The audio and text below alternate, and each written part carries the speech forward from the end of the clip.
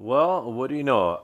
It turns out, I found out that on the Mercedes MLW163, there are a couple of electric motors that have a high, very high, actually, failure rate on items you would think they last a little bit longer than just 1 year. I'm going to cover what they are, where they are, and how to mitigate this very high failure rate, how to at least reduce it. I don't think you'll be able to eliminate it altogether. Let me dive into it and I'll show you what I'm talking about. So the two electric motors that have a very high failure rate on an MLW163, one is the ECU cooling fan motor, which you could replace just the motor alone. And I replaced this motor 1 year ago, and it's already shot. I have to replace it again. Thankfully, when I bought the motors, I had to buy a six pack because you couldn't just buy one. And I was wondering, what am I going to do with the other five motors? Turns out I have a 6 year supply before I have to find a new model. The other one is right here, the auxiliary water pump. Sadly, if you buy the MLW 163 Mercedes one, not only are they pricey, but they don't last very long. But like I said, there is a way to mitigate this short lifespan by buying another. It's actually a Bosch as well, just for a different car. And ironically, it's exactly the same one, but it lasted 3 times longer. Let me show you what I found. So, as I have mentioned earlier, I had brought the question up to my fellow man on the Ben's World forum, and I was actually shocked to find out what I found out. That yes, these two electric motors have a very high failure rate, but there's ways to mitigate that. So, Wytech, one of the guys that is a guru for the W163, said you can get the actual electric motor for the auxiliary water pump on Amazon for a lot cheaper. Now, if you were to just buy the auxiliary water pump from, say, a reputable Mercedes parts supplier such as Auto House AZ, oftentimes this is where I buy parts. This will be it right here. Here's your Solari auxiliary water pump, and this is the part number 4. This is 2025, 2026 prices, $152. That's before shipping, and it does fit the ML500 W163, and this is what it looks like. Here, I'll show you. It just needs to, oh, right here. Come on, baby, this is what it looks. See, tell me it doesn't look exactly like this one right here. And the connector, again, here it is, exactly the same. You see it? Look at that. Look at that. But the only difference, this one is a Solari auxiliary water pump for $152, and it only lasts 1 year. But as I said, I brought the issue up to the people on the Ben's World forum, and I found that you can get, actually, no, this is the blower motor. We'll cover this later. On Amazon. On Amazon, this very same water pump right here, and I believe this is the one right here. Let's verify the part number. No, this is a 73. I'm looking for the 39, and I think it's this one here. Look at this. 0392 020 039 Bosch, made in Germany motor. It says here it does not fit your 2004 Benz ML500, but I'm telling you, it does. Not only that, it only costs $78. And supposedly, according to the Ben's World people, it lasts 3 times longer. So for half the price, you get a water pump or auxiliary water pump that lasts 2 to 3 times longer, which I was blown away. So anyway, here's your first tip. Now let's cover the auxiliary water pump next. So again, I brought the same question up to the Ben's World people. There was one guy that said, yeah, you could buy the Forever electric motor, and this gentleman right here, let me see if I can find him. IHOR-N, he said, install an e-box fan from the 639 Mercedes Vito, this A63 954 595. It has a brushless eternal motor. You only need to replace the connector. The housings are identical. So I went to go look at this, and I found it on here. Here it is right here. This is what it looks like. This is the connector for it. This is what the brushless electric, I guess you get the whole housing and everything. And you would just have to rewire the electrical connectors. And this supposedly lasts a really long time because it's a brushless motor. However, you would have to get, from what I understand, the whole unit. And you're looking at $162. And I'm guessing before shipping and taxes. But again, I brought up this very same question up on the Benz World Forum, and there was a gentleman who unfortunately passed away. They experimented with all this, and this gentleman used to use the, let me see if I can find it, right here.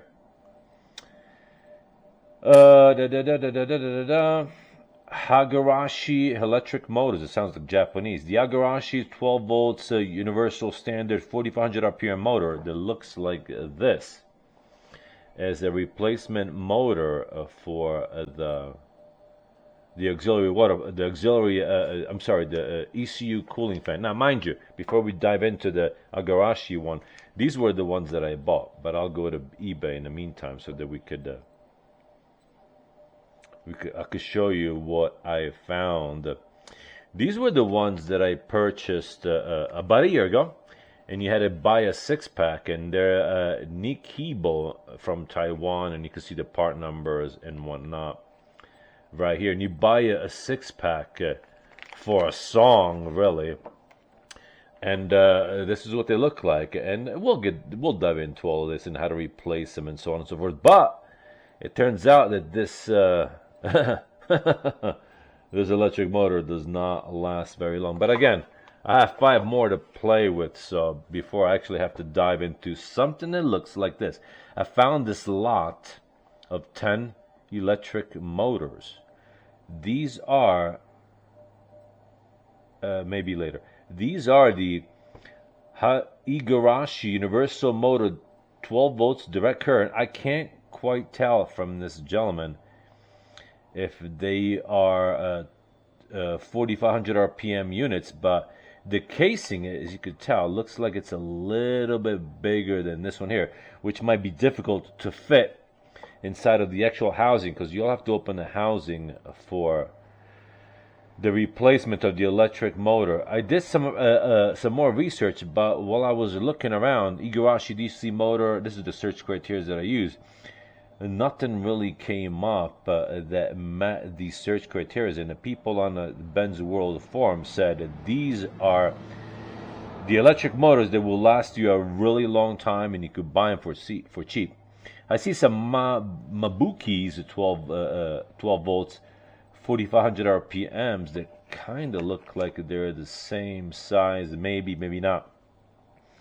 And I'll give you all the specs for what this shaft dimension is, and so on and so forth. And so, yeah.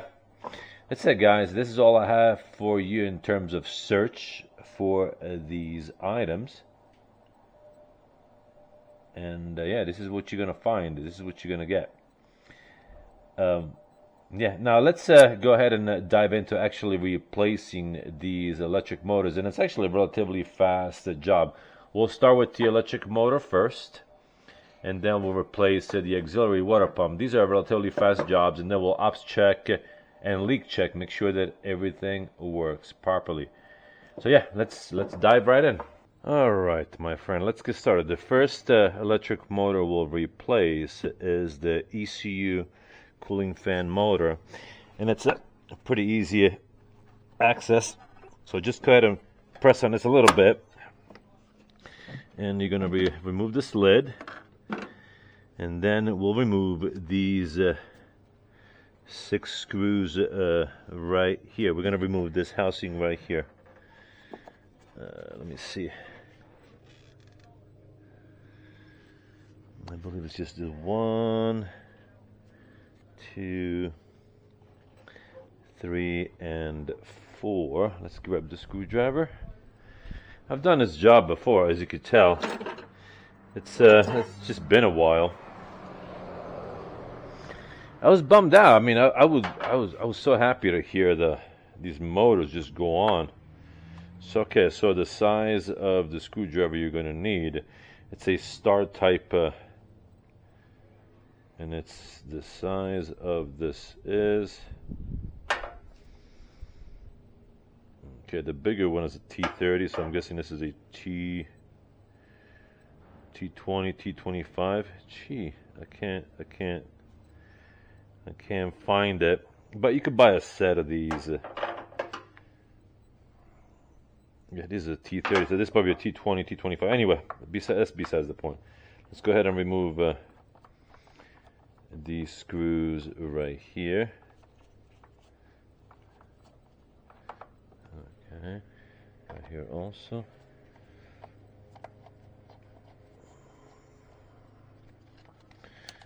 I believe these are captive screws too, so there is no risk of losing them. Let me see if I remember this correctly. And there's one right back here as well. Okay. Alright, we should be able to remove this. Is there another one I am missing? Yep, here it is back here. There's one back here. So there's a total of 2, 3, about 5 screws. Okay, here we go. We have removed this right here. We'll grab a yeah, we'll put it on a safe table right here. Let's move it right, this thing right here. So you have all your parts close by, and your tools close by as well. And your fan is under here. So what we'll do is let me see. We're going to unhook the ECU.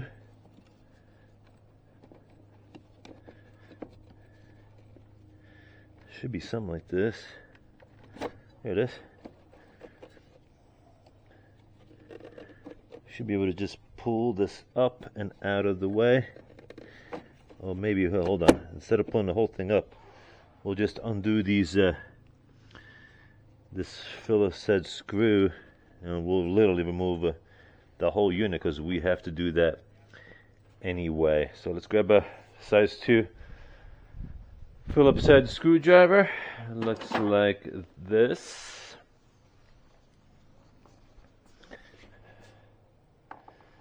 And then we'll remove the screw right here.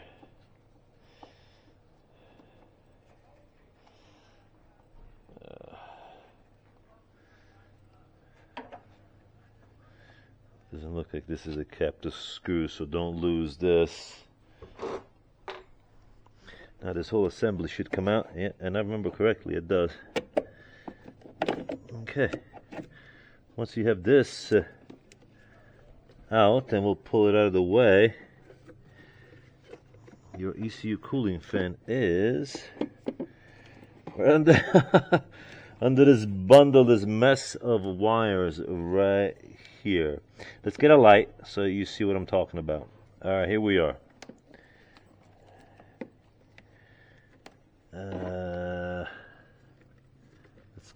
Let's get this out of the way the best way possible without damaging anything.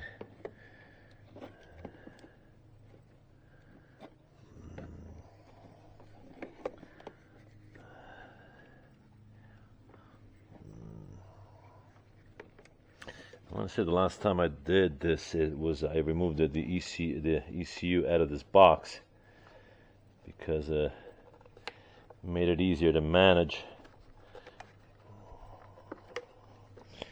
So let's do it. And there's these 2 clips right here. So you have 1 and 2 right here. And let me see.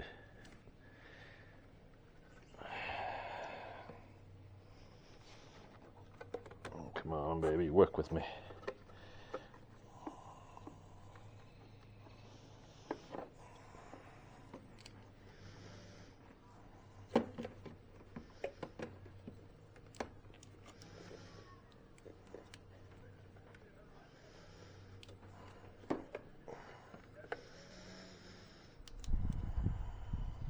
Oh.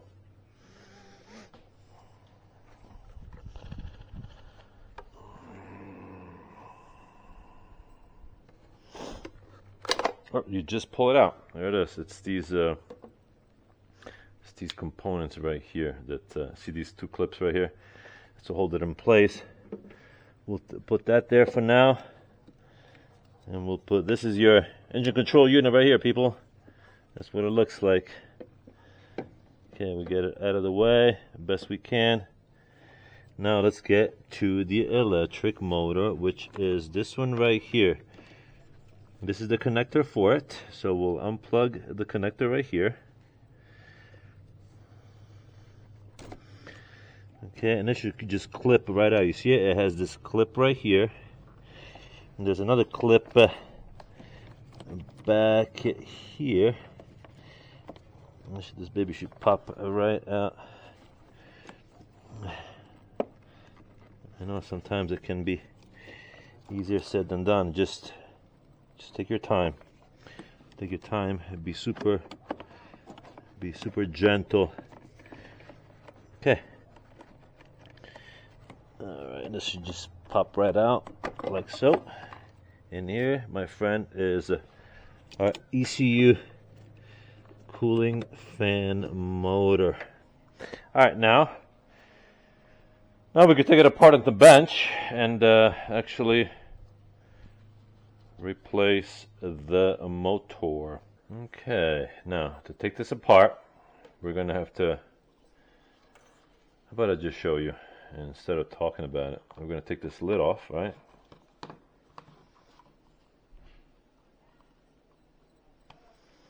And you can see the kind of tools that I am using.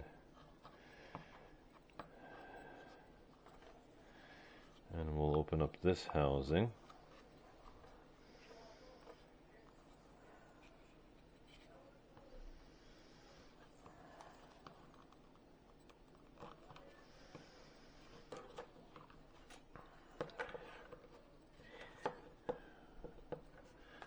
How about, actually, for the sake of conversation, for the sake of safety, really, so that we don't break anything, we'll leave this intact for now. Let's just worry about opening up this housing.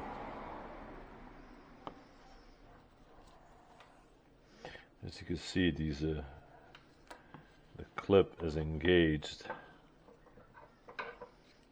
So you see it? Here's one right here. You have to push these in.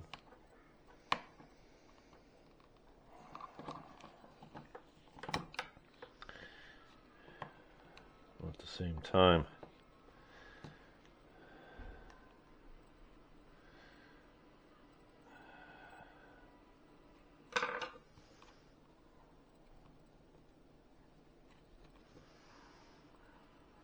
Come on, baby, work with me. See, because we have to disconnect this fan from the shaft of the motor. That's why we got to open up this this casing right here.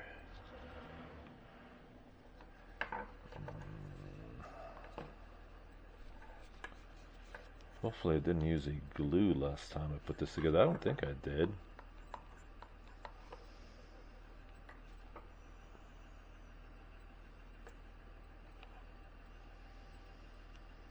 Hold on, let me put some better glasses on because I can't quite see what I'm doing. I guess that's what happens when you get older. You know, you can't see as well anymore. So, all right, let's come on, let's do this.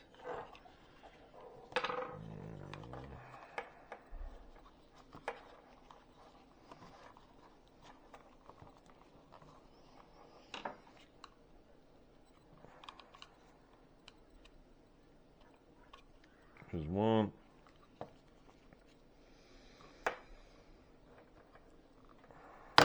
Here's two.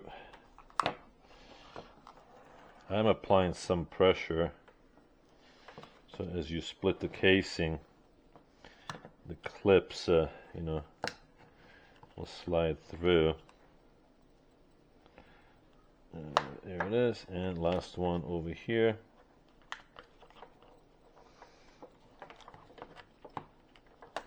There you go. Woo, that was dusty.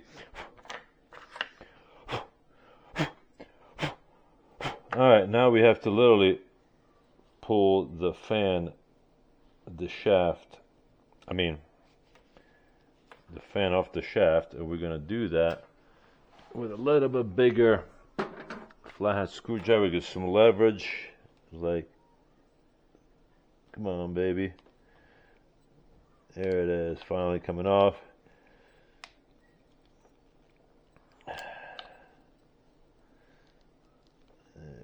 There it is. It is an interference fit, you know, I mean, I get it, you got to be careful, because when you put this back together, you got to make sure that this fan still spins. Alright, still spins in its housing, it doesn't just block everything. Alright, so you see, here is the motor. Interestingly enough, it spins freely.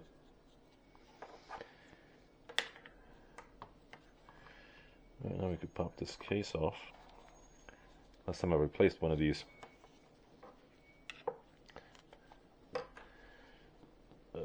The motor was fried. You could totally tell the motor was fried, and there was a lot of black soot debris. Come on, baby.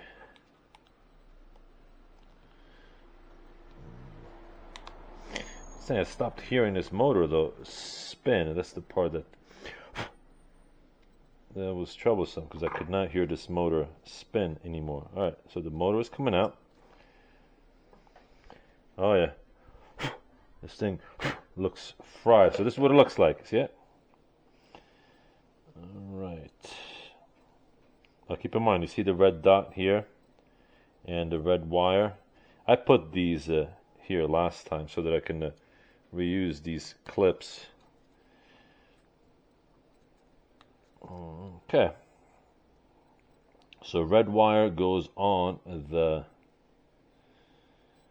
red dotted electric motor. We're going to pull this off like so, and we're going to pull this motor out of its housing like so.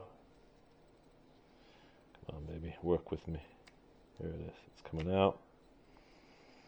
Yeah, this motor is toast, definitely. You can see it's toast. Too bad. This one still spins though, it's just it's not working anymore. Alright, let's kind of clean this up the best we can. So we could now install the new motor right here, see it? Just put it inside the housing like so. Trying to keep the vents open. Make sure that it has plenty of ventilation. Okay. Motor's back in, right, like so. We can now put that foam thingamabob on top like so. We can insert this back in its housing like so. Well, maybe we should connect the wires first, huh? What do you think? Otherwise we're going to have a hell of a time. Alright, so like we said, red with red. This one connects here like so. And if you're wondering what the these connectors are, I made another video on how to replace this motor, where this information is at, and I'll link it to this video, so that if you want to buy these connectors, you can do so as well, just like I did. So you can make this a multiple time replacement exercise without having to do any soldering whatsoever. Okay, so this is back in like so. See it? And we could close this lid. We'll have to, yeah. This should do it.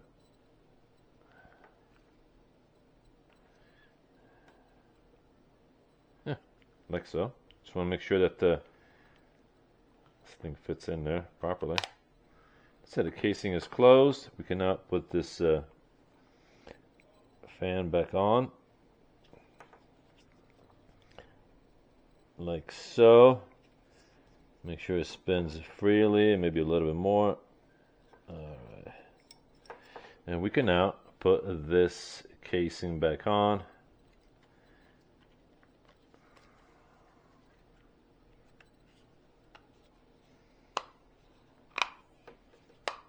Just like that. Let's make sure that this fan spins, and it does spin freely. And we can now re-put this back in its housing. And just like that is how you replace this motor. Again, those two connectors that connect onto these plugs, they did not come with this car. I installed them there. Oh, look at that. Some copper. Yeah, see, the motor was done. Yeah, this is garbage. We could throw this away. Now let's put this baby back in. All right, here we are. The fan, again, once you push that motor and the fan back on the motor. Oh, that's my dog barking, Rosie.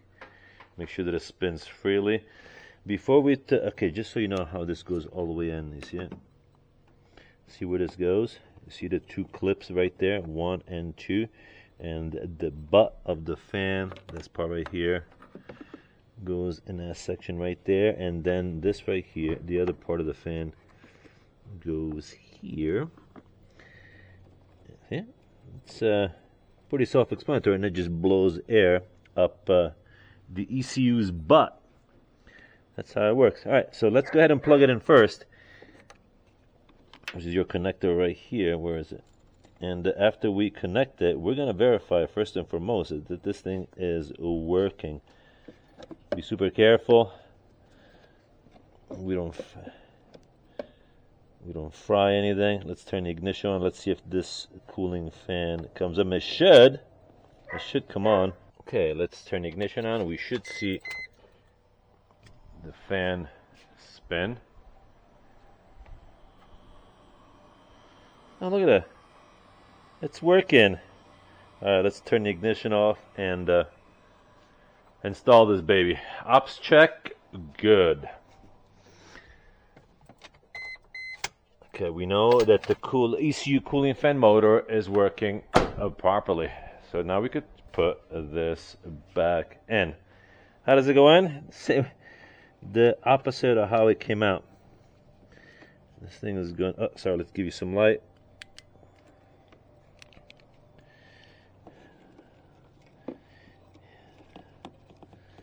See if we can make this happen in a surgical way.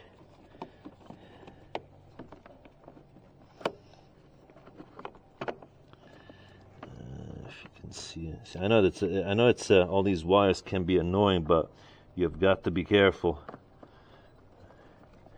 All right, so I'm going to hook up the cooling fan motor in its duct.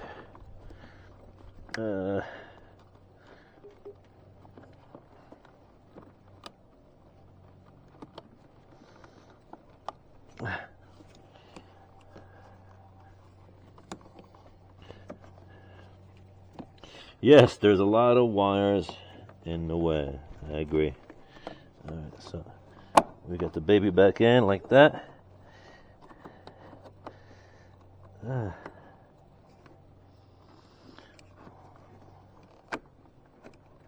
it is. Oh, be careful of this ECU.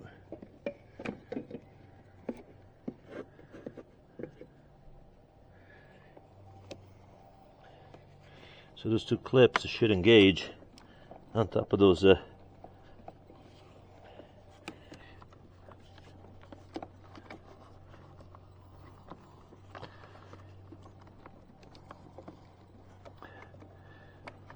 it is. Here it is. All right, it's in. You see it? See where the clips engage? I know how it engages. Just like that. It's a little messy and wobbly, the whole rigamabob and how it goes in. But now we could put this back in. Okay, so that's fully engaged. Now we just got to put the ECU the ECU unit assembly back in place. Okay, so this goes in like so, right? And so we're going to engage it like so.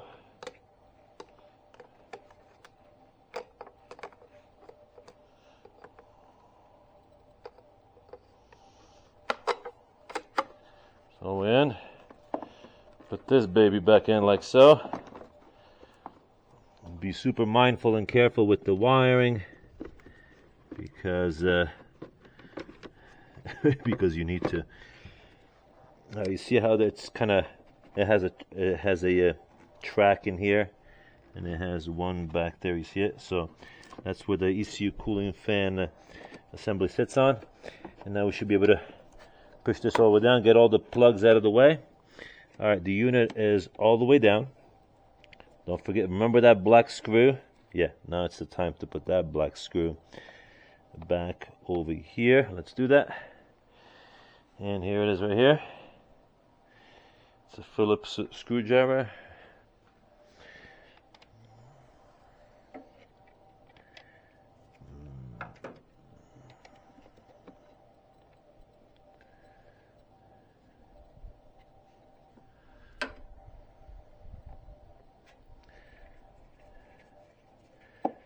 There you go. Unfortunately, I'm going to have to do this a few more times, because I'm going to go through those electric motors until I get one of those $160 brushless motors. Obviously, Mercedes, if they made a brushless motor, they're aware of the fact that it's a very high rate of failure item. All right, so now we can put this cover back on. Be super careful, my friend. Be super careful. Always take your time. Make sure all the wires are out of the way. The last thing you need is to pinch a wire. Right, we are looking clear, right? Yes, we are looking clear. Now, can I put this hood up a little higher? Yeah, I can to work more comfortably, but unfortunately, to put this all the way up like so, the hood will hit the garage. And I'm trying to give you some lighting too, so you can see how this whole assembly works. Okay.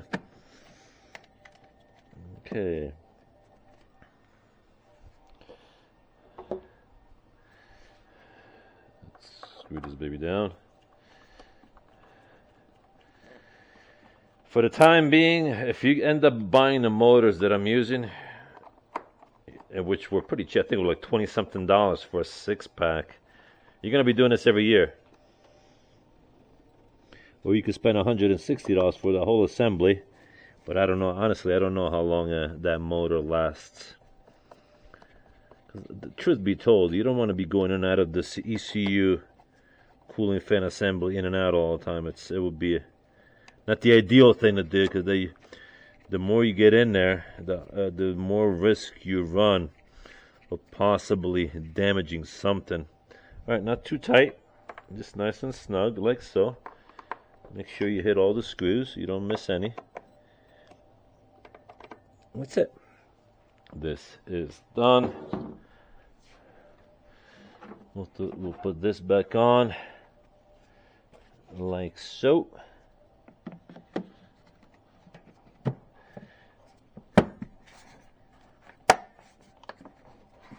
Here we go, my friend. The ECU cooling fan motor replacement job is done, and we can now move on to doing the auxiliary water pump right there. All right, auxiliary water pump, here I come. Now, mind you, you could do this however you want.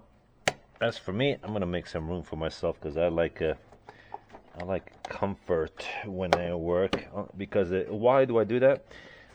It gives me less aggravation, and when I'm less aggravated, I'm smoother in my operations, so that I don't break anything. So we undid all the clips, get the air filter out of the way, and it kind of opens up, as you can see, a pathway to get the job done. I'm just going to put this down somewhere such as this. We are going to need these. These are water hose clamps, because we're going to pinch this hose here and pinch this hose here before we disconnect here. Do get a collection device ready under the car so that you don't piss off your wife that you spill the water. I'm going to take this bottom one off as well. Now the water hose, I don't know if you could tell, but runs clips it to the bottom of the filter housing. I'm just going to pull this out. It just clips right in. Alright, like so. So just to have more space to work, really. No other reason. I'm just doing this for me. You don't have to do this, but I like to work comfortably. That's why I'm doing it like so. Okay. Put this here. And then now we have all kinds of space. We'll disconnect the connector of the auxiliary water pump. We will pinch the hoses like so. Hopefully this is enough. We're going to try to do this as fast as possible so that we don't run the risk of leaking way too much coolant. Okay. Okay, now let's undo the clamps. We're going to need a flathead screwdriver like this one here.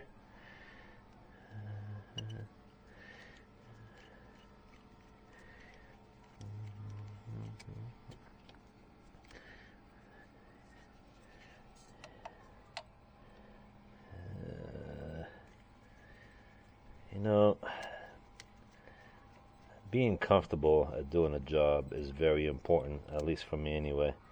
That's how you avoid damage. Alright, let's go ahead and spin these hoses. Make sure that they, here it is, see it? It's spinning. And so let's make sure this one spins. So, okay, this is just about ready to come out. Let's see if we could put a rag under here to collect some of that anti-freeze. I'm just going to use this rag right here. I'm going to throw it under here just so there's spills on rags instead of like, again, I'm just trying to mitigate as much as possible the spillage of coolant to the ground. Have your pump ready so that once you disconnect the hoses, you reconnect the hoses right away. Okay, this is ready. Okay.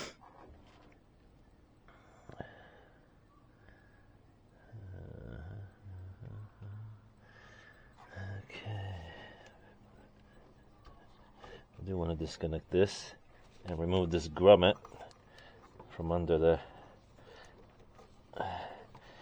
old auxiliary water pump, so we could literally just put this on and be ready to rock and roll like so. Look at that. Alright, this is gonna go like this. Yep. Alright, now we can disconnect it and put this one on. Let's just go ahead and put this one here for the time being. Disconnect this hose. And disconnect this hose. Okay. I'll get this out of the way. We'll put this right here for now. Now let's connect the new one. Careful you don't drop this clamp.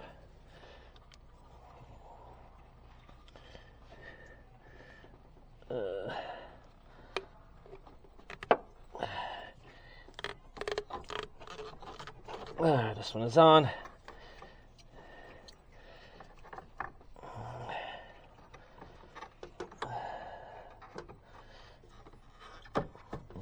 this is on.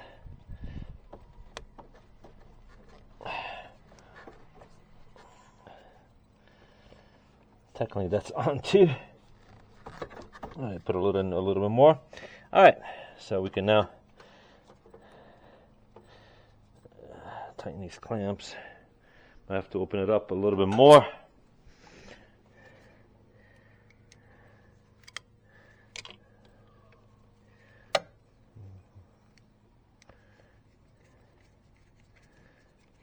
Come on, baby, slip on. To be sure that the hose is all the way down and the clamp is below the bevel of the hose. Okay.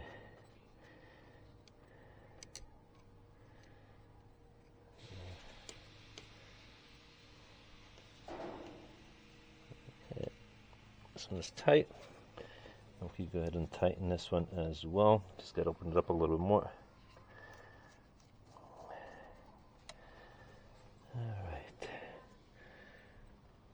And just like so. We're just about done, my friend. We're just about done. If I could just put that screwdriver, here it is.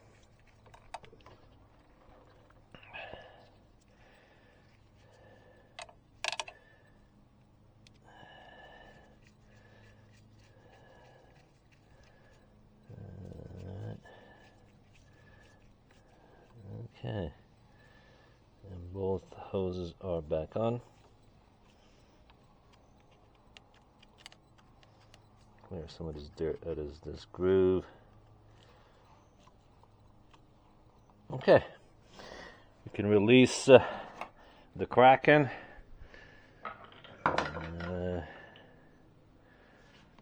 We can undo this clamp here, like so. And we can undo this clamp here, like so. All right, we have the water pump back even on its holding place. Get this rag out of the way. Put this back over here. Remember to connect your connector, like so. Okay. And this, my friend, the water pump is done. Now, I could start up the engine right now and make sure that this water pump works, but I don't like the idea that the engine may ingest air debris of any sort. So I'm actually going to put the air filter back first before I do that. So let's put the air filter back on.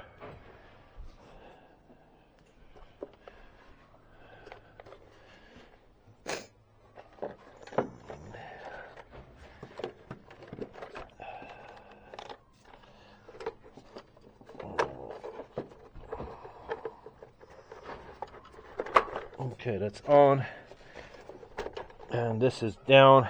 Remember to reconnect the water hose right there in the bottom of the air filter. All right, this is in place, this is on, and that's goes right there. Let's put the top piece back on. Now, how do you ops check this auxiliary water pump? Make sure it works. It's very easy. See where the water pump comes in. You're gonna see a flow of water or some rippling of water in the tank. I'll show you. So, okay, let's just make sure that this everything is closed properly. And your box is tight.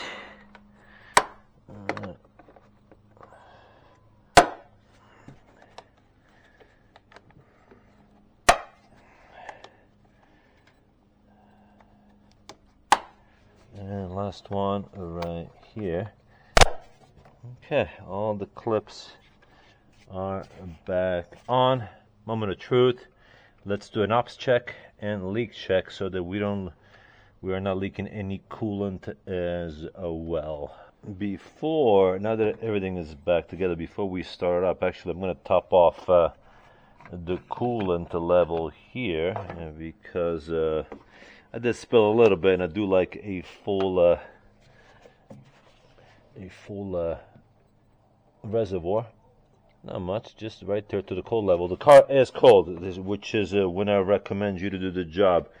This is a Xerox Valvoline coolant, G48, designed for Mercedes. It's a 50-50 preluted with the distilled water. You could also get the concentrate version of this. You just make sure that you dilute it with distilled water. Also, I noticed that the ports on the old water pump, unlike the new water pump, they're actually smaller. See it?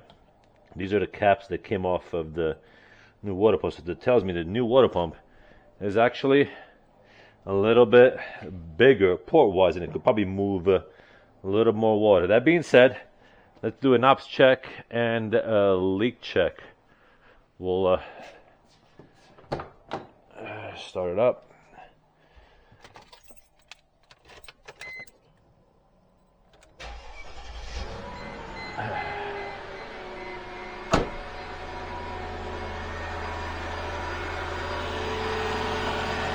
See it? This is what I'm talking about. This is your auxiliary water pump working right here. You know it's working. Another way to tell is just put your hand on it. You'll feel the water flow running through the unit, and there is water running through the unit. And it's looking leak-free, so I will wait until it reaches operating temperature, and I'll leak it again. But for the time being, my friend, this job is done, and this is your indicator right here that your auxiliary water pump is working. We can now shut the car off. Go take it for a drive. Go wash your car. It gives you satisfaction that you did the work and you did a beautiful job. And that, my friend, is the extent of the job. Now you know these couple of items that have a high failure rate and how to mitigate to make these components last a little longer. As always, smash that like button, share with your friends. This is good news. Remember to subscribe to the channel, and I will see you at the next video. Peace. Take care.